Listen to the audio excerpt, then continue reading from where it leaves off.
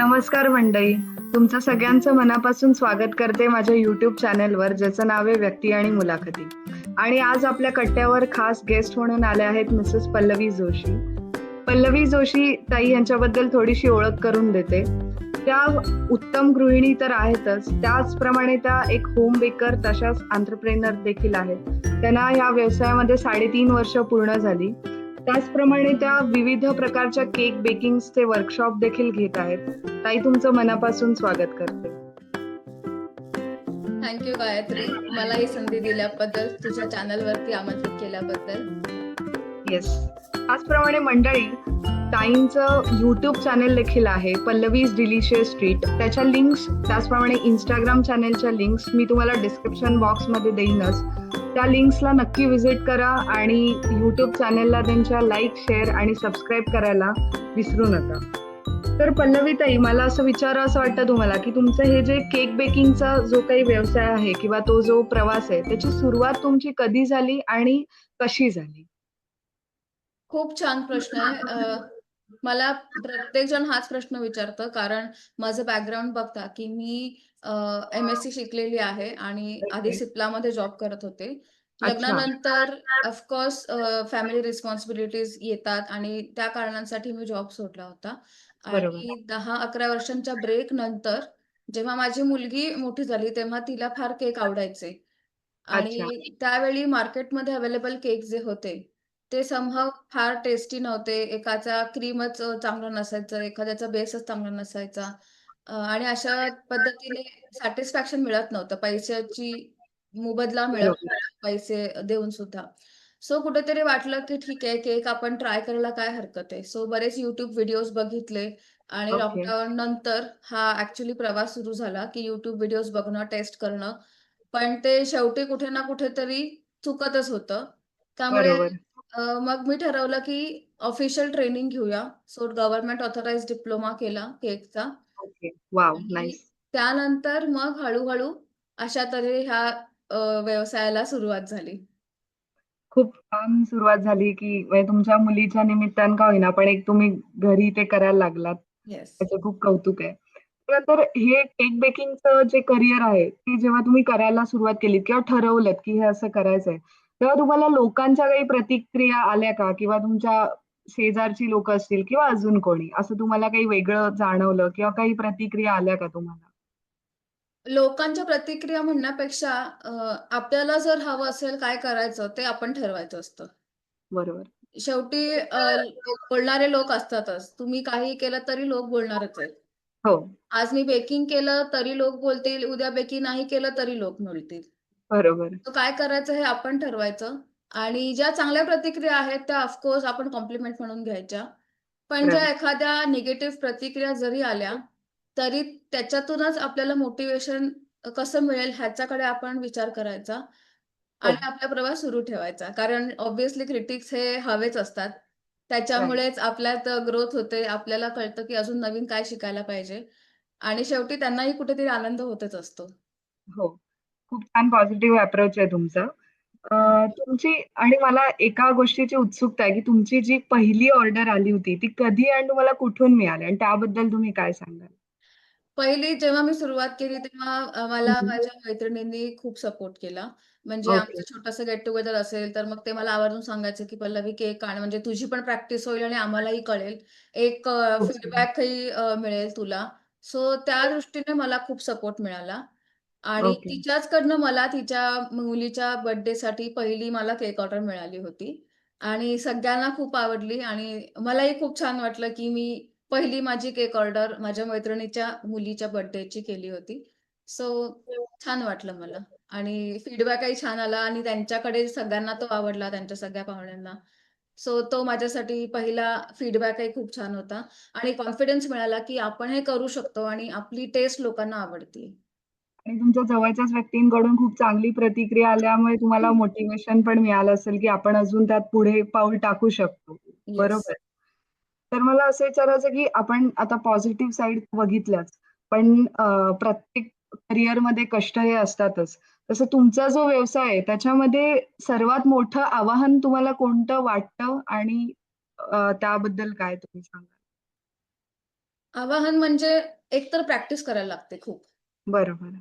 कारण मेजरमेंट्स घेणं, ingredients okay. बघणं, की हं. एक्सपायरी डेटमध्ये आहेत का नाही आहेत. रूम टेम्परेचरवरती आहेत का नाही आहेत. ह्या छोट्या-छोट्या गोष्टी असतात, पण त्या बघणं खूप गरजेचं असतं. मेजरमेंट चुकलं तर रेसिपी चुकू शकते. हो. सुरुवातीला आपण नवीन रेसिपी कुठली ट्राय नाही करू शकत. खूप वाटतं, की "अरे, आता मला येतं, आता मी हे करू, ते करू." हां. पण मग शेवटी सगळं कळतं, की एकदम आपण नवीन ट्राय एंड एरर नाही करू शकत. जी right. Tried and tested recipe आहे, तीच आपण थोडी-थोडी करून, थोड्या प्रमाणात करून ती प्रत्येक वेळी करून-करून प्रॅक्टिस करून आपला हातखंडा त्याच्यात बसावा लागतो. ओके. सो ती एक गोष्ट आहे, की तुम्हाला कन्सिस्टन्सी ठेवावी लागते. पेशन्स ठेवावा लागतो. Patience is right. The key for success म्हणलेलंच आहे. हो. कारण पेशन्स संपला, की तुमचं मोटिव्हेशन पण संपतं. तुमचं जिद्द जी असते ती शेवटी आपण मनातून आणलेली असते. कारण एवढ्या वर्षांचा गॅप होता. काहीच हो. बरोबर. मी नव्हतं, करत नव्हतं आणि शेवटी असं कुठेतरी वाटायचं, की अरे प्रॅक्टिस करतोय म्हणजे पुन्हा इन्व्हेस्टमेंट आहे त्या गोष्टींची. पण राइट. ती गोष्ट इन्व्हेस्टमेंट नसून ती लर्निंग प्रोसेस आहे. हे जर आपण त्याच्याकडे जर असं बघितलं, तरच आपल्याला मोटिव्हेशन मिळतं आणि तरच आपण त्या रेसिपीजमध्ये पक्क होत जातो. सो आणि तुम्ही अ, ही एक गोष्ट आहेच ओके. आणि त्याचप्रमाणे मेजर चॅलेंज आहे ते म्हणजे प्राईस. हं. बरोबर. कारण आज बाहेरचे केक्स इतक्या स्वस्तात विकतायत आणि लोकांना खरंच कळत नाही, की ते किती हेल्थला आपल्या कितीतरी हानी करून घेतायत ते प्रॉडक्ट्स खाऊन. राइट. सो त्यासाठी लोकांना ते पटवणं, की आम्ही बाबा चार्जेस घेतोय, तर ते कुठल्या पद्धतीचे मटेरियल्स वापरतोय आणि का चार्जेस घेतोय. बरोबर आणि तेवढं क्वालिटी केक तुम्ही डिलिव्हर देखील करता. येस. आणि आणि त्याचप्रमाणे मला हाच एक प्रश्न होता, की आत्ताच तुम्ही इन्व्हेस्टमेंटचा जो मुद्दा काढलात, म्हणजे इन्व्हेस्टमेंटबद्दल म्हणालात. बऱ्याच जे नवीन बेकिंग व्यवसाय सुरू करू इच्छितात, त्यांना असं वाटतं, की म्हणजे हा प्रश्न मला देखील पडला होता, की त्याच्यामध्ये खूप आपले पैसे इन्व्हेस्ट होतात का? किंवा हे प्रत्येक मिडल क्लास लोकांना किंवा बाकी पण सामान्य लोकांना हे पॉसिबल होऊ शकतं का? अगदीच होऊ त्याबद्दल शकतं. ओके. म्हणजे हा खरं मोठा गैरसमज आहे, की खूप हां. इन्व्हेस्टमेंट लागते. अगदी 50,000-60,000 ची इन्व्हेस्टमेंट लागते किंवा लाखापर्यंत लागते. तसं अजिबात नाहीये. कारण मुळात ओ-टी-जी जर तुम्ही फक्त केक करताय किंवा कपकेक्स करताय, कुठल्याही प्रकारचा केक जर करताय, त्याला मुळात ओ-टी-जी पाहिजे असं अजिबात नाहीये. ओके. तुम्ही तुमच्या गॅसवरती, कुकरमध्ये किंवा दुसऱ्या कुठल्याही भांड्यात उत्तम केक करू शकता. म्हणजे तो पण इझिली होऊ शकतो. येस, तेवढाच छान. मी माझे बरेच ऑर्डरचे केकसुद्धा गॅसवरतीच करते ओके. आणि उत्तम होतात. काहीच इश्यू नाही होत त्याच्यात. हो, सो ते आणि महत्वाचं आहे.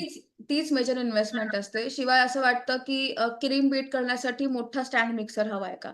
त्याची बरोबर. सुद्धा अजिबात गरज नसते. तेवढ्या स्केलचे तुमचे जर वर्कशॉप्स असतील किंवा रोजच्या ऑर्डर्स असतील, हं, हं. तरच तुम्ही ते घेऊ शकता. तरच तुम्हाला ते इन्व्हेस्टमेंटची पण गरज आहे आणि तरच तुमचा त्याच्यातून खर्च वजा होता फायदा मिळेल. ओके. अदरवाईज कमी प्रमाणात इन्व्हेस्टमेंट ऑफकोर्स असते कुठलाही व्यवसाय म्हटल्यानंतर. पण बरोबर. कमी इन्व्हेस्टमेंट असते, की तुम्ही ती आरामात अफोर्ड करू शकता आणि त्यातून तुम्ही तुमचा प्रॉफिट कमवू शकता आणि मग पुन्हा प्रॉफिट जो मिळालाय तोच तुम्ही इन्व्हेस्ट करू शकता. राइट. बरोबर. आणि तुम्ही जे बेकिंगचं हे जे ट्रेनिंग आहे, हे तुम्ही कुठून स्पेसिफिकली कुठून घेतलं किंवा तुम्ही स्वतःहून शिकलात का? मी विद्याज मॅडम आहेत, विद्या वर्गीस मॅम म्हणून त्यांचे ओके. वर्कशॉप्स असतात. तर ठाण्याला त्यांचा डिप्लोमा होता तेव्हा. हँड्स ऑन 8 दिवसांचा गव्हर्नमेंट ऑथराइज्ड. त्यांच्याकडनं मी माझ्या केक बेकिंगचं सगळं ट्रेनिंग घेतलेलं आहे. ओके. कारण मी म्हटलं तसं YouTube व्हिडिओज बघून अ, भले मी पण आता YouTube सुरू म्हणजे माझं आहेच आहे चॅनल. पण बरोबर. तरीसुद्धा मी सांगते, की सगळंच YouTubeमध्ये नाही मिळत. हो. तुम्हाला शिकावंच लागतं. त्याला पर्याय नाहीये. म्हणजे एक प्रॉपर ट्रेनिंग घेतलेलं असलं, की ते आपल्याला जर आपण व्यवसाय सुरू करतोय, तर त्याला ते जास्त हेल्पफुल ठरेल, राइट? येस. नक्कीच, नक्कीच. हो. आणि सगळ्यात महत्त्वाचं म्हणजे आत्तापर्यंत तुमचे अनेक ग्राहक झालेच असतील, ज्यांनी तुम्हाला ऑर्डर्स दिल्यात. तर तुमच्या ग्राहकांकडून मिळालेला एखादा खास अनुभव तुम्ही आमच्यासोबत शेअर करू शकता का? नक्कीच. तर माझी पहिली मोठी ऑर्डर होती केकची 4 किलोची. 2 ओह! टिअर केक मस्त. हवा होता. हां, हां. बर्थडेसाठीचा 2 आणि वर्षाचा बर्थडे होता त्या मुलीचा आणि ओके. तिने प्रिन्सेस थीमचा केक मला सांगितला होता. ते सगळं झालं आणि व्हेन्यूवरती जाऊन केक सेट करायचा होता सगळा. तर अ, तिच्याकडनं मला काहीच रिप्लाय नव्हता आला. 1 दिवस होऊन गेला होता. त्यामुळे ओके. थोडेसे इम्पल्स माझेही वाढले होते. अरे, केक आवडला की नाही? बरोबर. कारण ती ती एका आधीच्या कस्टमरच्या रेफरन्सनी ती आलेली होती आणि तिने माझ्याबरोबर पहिलीच एवढी मोठी ऑर्डर प्लेस केलेली होती. पण 1 दिवसानंतर तिचा आपणहून मला सकाळी फोन आला आणि फोनवरती ती जवळ-जवळ 10 मिनिटं फक्त फीडबॅकसाठी मला तिने फोन केला होता आणि ती 10 मिनिटं तो फीडबॅक देत होती, की खूप सुंदर केक झाला, सगळ्यांना खूप आवडला. नॉर्मली बर्थडेजमध्ये केक उरतो आणि तो घरी घेऊन हो, जायला लागतो.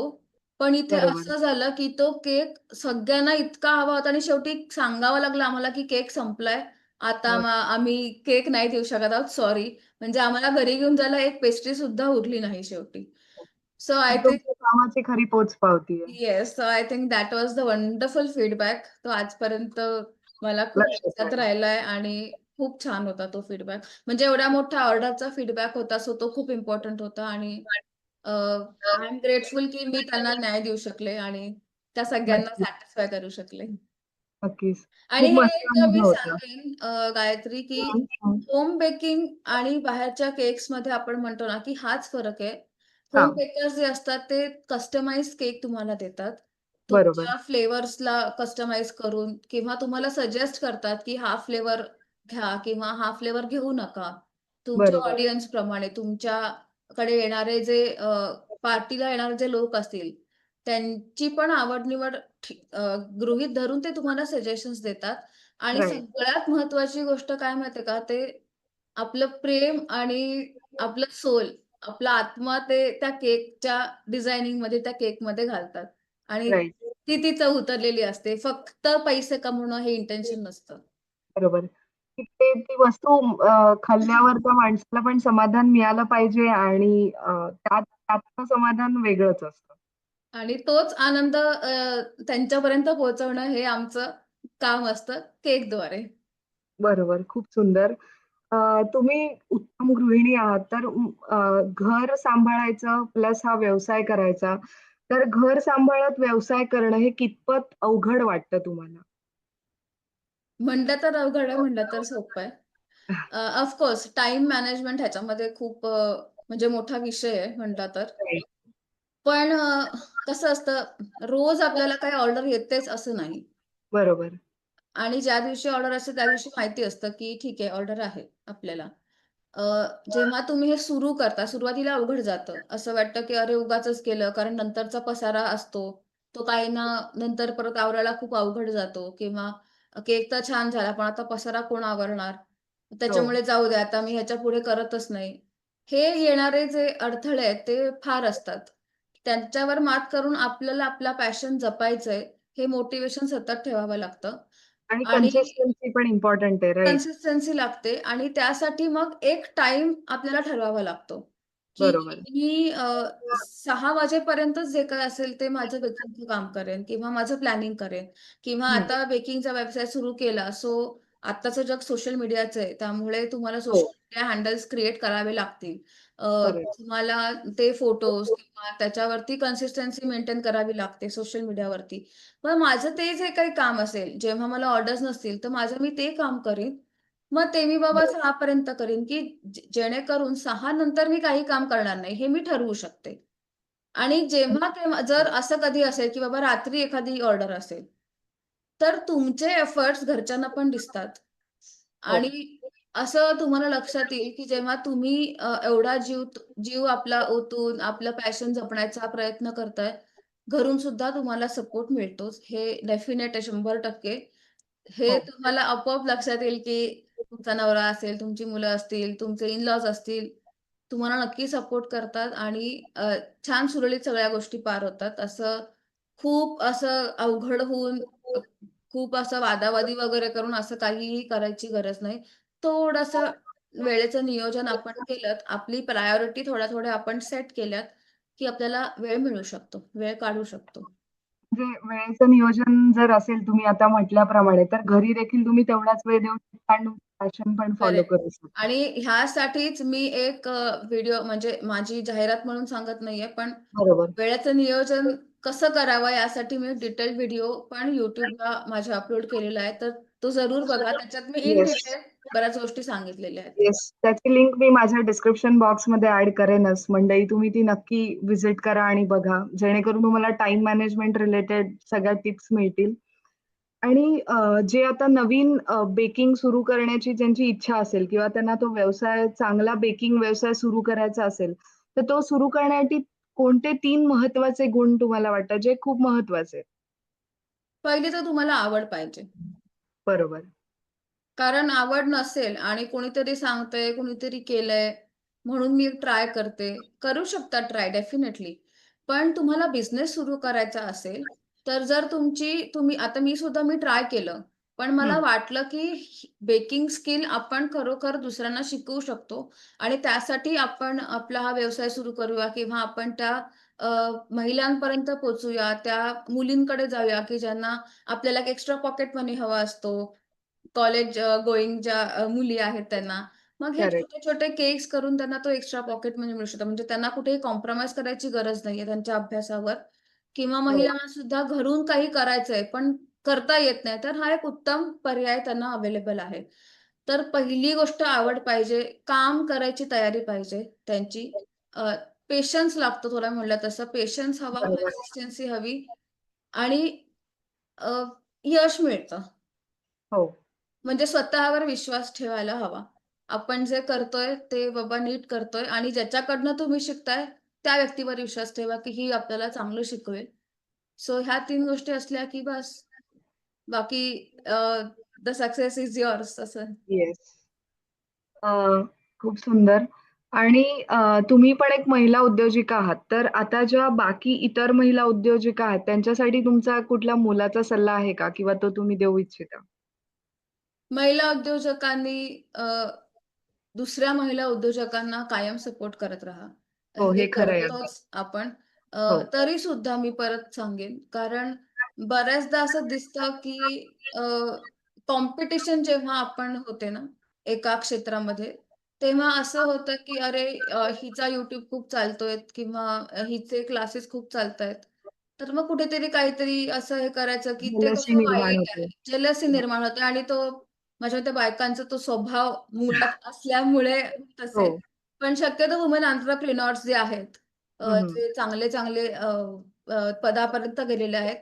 तर ते बरोबर. त्या पदाला त्यासाठीच गेलेत कारण ते ह्या सगळ्या खालच्या लेव्हल्सनी पार होऊन ते गेलेले आहेत.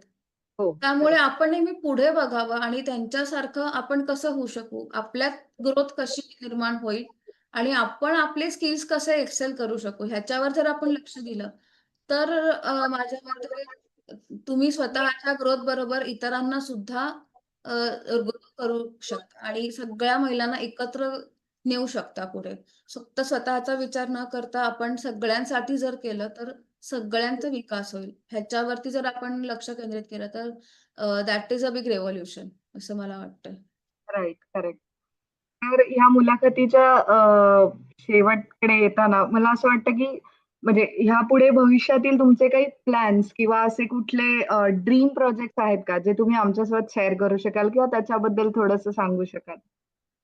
ड्रीम प्रोजेक्ट्स म्हणण्यापेक्षा माझं व्हिजन आणि मिशन असं आहे, की हां, हां. मला त्या सगळ्या महिलांपर्यंत पोहोचायचंय. हे बेकिंग स्किल्स त्यांच्यापर्यंत न्यायचे की ज्यांना खरोखर बेकिंगमध्ये आवड आहे आणि म्हणून मी माझे वर्कशॉप्स सुरू करते.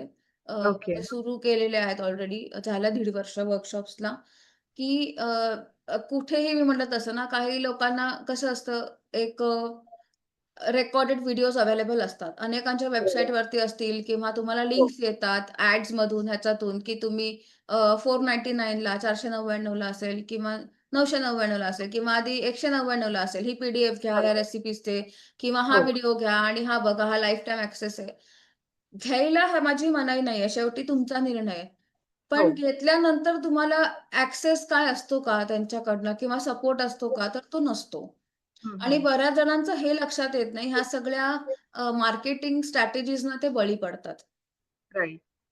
ते न होण्यासाठी, की जर तुम्ही कुठलाही वर्कशॉप जॉइन करा, तर त्यांचा नंतर सपोर्ट असेल हे हं, हं. लक्षात घ्या आणि मग जॉइन करा आणि हेच माझं मिशन आहे आणि माझं विजन आहे, की मी अशा अनेक महिलांपर्यंत पोहोचेन, की ज्यांना खरोखर बेकिंगमध्ये इंटरेस्ट आहे. ज्यांना खरोखर इन डेप्थ नॉलेज हवंय, ज्यांना आपला स्वतःचा व्यवसाय सुरू करायचा आहे. त्यासाठी माझी धडपड आहे किंवा म्हणू शकता, की तगमग आहे माझी, की खरोखर इंटरेस्टेड लोकांना आपण शिकूया, जेणेकरून त्या फायनान्शियली इंडिपेंडंट होतील. खरंय. कुठेतरी महिला म्हणून त्यांना वाटतं, की मी पैसे कमवत नाही, म्हणजे माझी काही किंमत नाहीये. बरोबर. हा फार म्हणजे ॲक्चुअली खूप चुकीचा विचार आहे, पण तो येतो. जेव्हा तुम्ही हो. एक हाउसवाईफ म्हणून भरपूर वर्ष घरासाठीच चूल आणि मूल करत बसता, तेव्हा हा विचार साहजिक आहे येणं आणि त्याच्यावरच आपल्याला मात करायची आहे आणि त्यासाठीच मी माइंडसेट कोचिंगमध्ये सुद्धा नुकतंच सर्टिफिकेशन केलेलं आहे. 1.5 ओके. वर्षाचं माझं प्रॅक्टिस करून मी हे सर्टिफिकेशन केलेलं आहे. सो जेणेकरून माइंडसेट आणि मार्केटिंग हं, हं. ह्या दोन्ही गोष्टी एकत्र करून आपण व्यवसाय आपला कसा पुढे नेऊ शकतो आणि त्याच्यात येणाऱ्या चॅलेंजेस आपण अ, खुबीने कसे हाताळू शकतो, ह्या बरोबर. सगळ्याचा एक मोठा स्केलवरती तो बिझनेस कसा तुम्ही ग्रो करू शकता, ह्याच्यावरचा माझा आत्ताचा जो काही कोर्स आहे, तो तसा डेव्हलप आहे. त्याबद्दलच विचारेन, की जो तुम्ही आता माइंडसेट कोचिंगचा जो कोर्स म्हटलात, तर तो जर काही आपल्या मंडळी इंटरेस्टेड असतील त्याबद्दल जाणून घेण्यासाठी किंवा ते शिकण्यासाठी, तर तुम्ही त्याचे पण वर्कशॉप्स वगैरे घेता का? वर्कशॉप्स आत्ता सध्या नाही घेत आहेत. पण ओके. ज्यांना कोचिंगची गरज असेल किंवा ज्यांना हं. उत्सुकता असेल, काय असेल, तर हो. नक्कीच मी माझा WhatsApp नंबर शेअर करेन. ओके. त्याच्यात त्यांनी हे करावं. मी वन ऑन वन 15 मिनिट्सचा क्लॅरिटी कॉल देईन किंवा जर त्यांना इंटरेस्ट असेल, तर मग हं. त्यांच्यासाठी एखादे वर्कशॉप डिझाइन करू शकतो आपण. तर तुम्ही त्यांना गाईड करू शकता नक्की. Yes, yes. येस. कारण शेवटी आपण जेव्हा शिकतो, तेव्हा आपल्यामध्ये बरोबर. न्यूनगंड असतोच. हो. कारण आपण नवीन शिकतोय आणि खूप वर्षांनी शिकतो. नवीन शिकण्याची तयारी असणं, हीच खूप मोठी गोष्ट आहे. ही पहिली पायरी एकदा घेतलेली, ही जर पहिली पायरी पार केली, तरच आपण दुसरं पुढे जाऊ शकतो. आणि हो. मग पुन्हा मला जमेल का? मला येईल का? मग मला लोकं असं म्हटली. मग माझं समजा केक कोणाला आवडलाच नाही, तर मी काय करू? मग मी इतक्या प्राईस माझ्या केकची कशी लावू? मग माझ्याकडनं लोक घेतील का? ह्या सगळ्या गोष्टी ज्या असतात त्या माइंडसेटचा खेळ आहे आणि त्या आपण कंट्रोल करून स्वतःवर कसं कंट्रोल करू शकतो, आपल्या इमोशन्सवर कसं कंट्रोल करू शकतो, अ, हे ह्या माइंडसेटच्या प्रोग्राममधून आपल्याला शिकायला मिळतं. आणि ही सगळी मनातली भीती काढून कॉन्फिडेंटली आपला व्यवसाय पुढे नेऊन त्याचप्रमाणे आपण तो सक्सेसफुल करू शकतो आणि पॅशन आपलं जपू शकतो. येस आणि त्याचबरोबर तुम्ही फायनान्शियली इंडिपेंडंट होऊ शकता. राइट. तुमचे गोल्स जे असतील म्हणजे तुम्ही तुमच्या पिढीसाठी एक आदर्श ठेवू शकता. हो. येस. तर पल्लवी ताई तुम्ही आत्ताच म्हणालात, की वेगवेगळ्या प्रकारचे ऑनलाईन वर्कशॉप्स घेतात किंवा त्याचे चार्जेस घेतले जातात. मग त्याच्यावर रेकॉर्डेड व्हिडिओज टाकले जातात. तर मला असं विचारायचं आहे, की तुम्ही देखील गृहिणींसाठी वर्कशॉप घेता. तर तुम्ही तुमची म्हणजे पद्धत काय आहे शिकवण्याची किंवा तुम्ही ते वर्कशॉप्स कशाप्रकारे कंडक्ट करता? चांगला प्रश्न आहे. सो सध्याचा फॉर्मॅट ऑनलाईन आणि ऑफलाईन असा दोन्ही ठेवलेला आहे. आधी ओके. मी फक्त ऑफलाईन ठेवायचे कारण का, की ऑफलाईन बेकिंगमध्ये खास करून हँड्स ऑन प्रॅक्टिस म्हणजे आपण जे प्रॅक्टिकल नॉलेज म्हणतो, ते जेव्हा आपण बरोबर. करतो, तेव्हा आपल्याला जास्त कळतं, की कसं मिक्सिंग करावं किंवा क्रीम असेल तर क्रीम कसं बीट करायला पाहिजे, फ्रोस्ट कसं करायला पाहिजे, आपला हात किती हलका असायला पाहिजे. ह्या सगळ्या राइट. गोष्टी प्रॅक्टिकली ऑफकोर्स जास्त कळतात. हं, हं. पण काळाची गरज बघता ऑनलाईनमध्ये सुद्धा आता शिफ्ट झालेले आहेत. हेच बरेच सगळे हो. कोर्सेस. त्यामुळे मीही ऑनलाईन शिफ्ट झालेले आहे आणि ह्याच्यामध्ये ऑनलाईन असू दे किंवा ऑफलाईन असू दे, अ, माझं वेगळेपण असं आहे, की आफ्टर वर्कशॉप सुद्धा तुम्हाला दर आठवड्यातून एकदा आपण Zoom कॉलवर भेटतो आणि ओके. Q&A आपले असतात. तुम्हाला जी काही शंका असेल, तुम्ही माझ्याबरोबर ती Q&A सेशनमध्ये आपण सॉल्व्ह करू शकतो किंवा तुम्ही बनवलेले केक असतील, मग त्यात फक्त Q&A असं नाही. छोटे-छोटे सेलिब्रेशन्स असतात. ओके. सेलिब्रेशन्स कशाचे? तर तुम्ही एक केक ऑर्डर केली किंवा तुम्ही एक केक केला आणि तुम्ही तो छान बनवलात, घरच्यांना खाऊ घातलात, सगळ्यांना खूप आवडलं. तर ही खूप मोठी अचीव्हमेंट असते सुरुवातीला जेव्हा तुम्ही करता आणि ती सेलिब्रेट झाली की तुम्हाला कॉन्फिडन्स मिळतो, तुमचा कॉन्फिडन्स बूस्ट होतो, नवीन उमेद मिळते, दुसरं काहीतरी ट्राय करायची. ती खूप गरजेची असते. सो ह्या सगळ्या गोष्टी त्या इनर सर्कल कॉल्समध्ये आपल्या कव्हर होतात.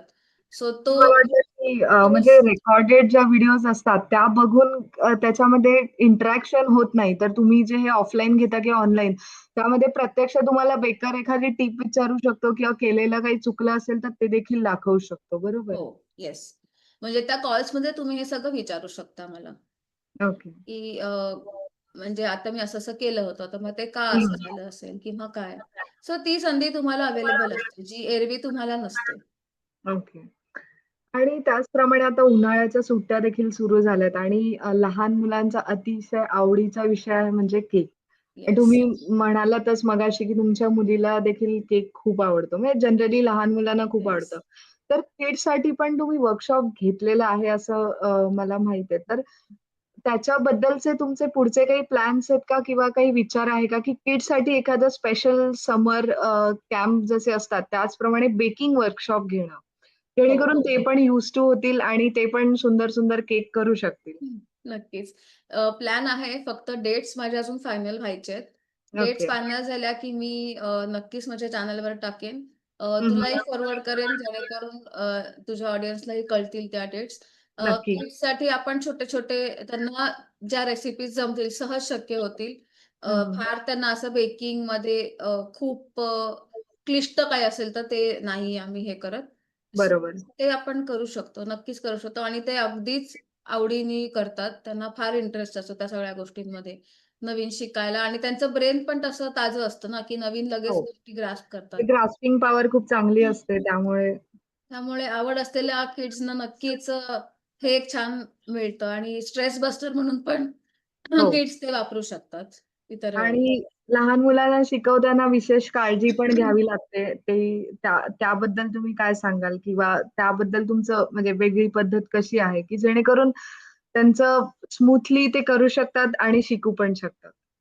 नाही, सो मिक्सिंग सगळं जे असतं ते मी मुलांना सांगते करायला. फक्त ओके. बेकिंग जर असतं ओव्हनवरनं काढणं किंवा बरोबर. गॅसवरती समजा कुकरमध्ये मी ठेवलाय केक, तर मग तो हो. बाहेर काढणं वगैरे, तर ते सगळं मी स्वतः करते.